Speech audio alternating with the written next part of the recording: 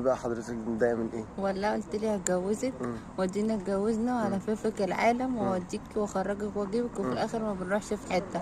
اخرنا بتاع العصير اللي على نص الشارع ونروح تاني، وقاعدين على طول في وش بعض في البيت، ما بنعملش اي حاجه غير ان احنا بنتفرج على التلفزيون.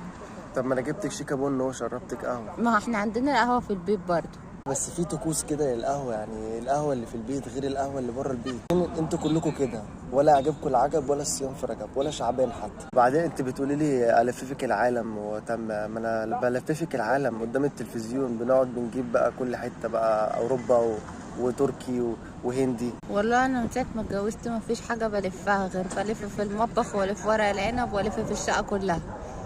ما تقعديش تلف وتدوري عليا بقى انت، انا هو ولا في بن ولا في عصير ولا نقوم نمشي بقى. ما انت كل مره بتقول يلا يلا، وفي الاخر بنبقى اخدنا ايه نص ساعه عند بتاع العصير.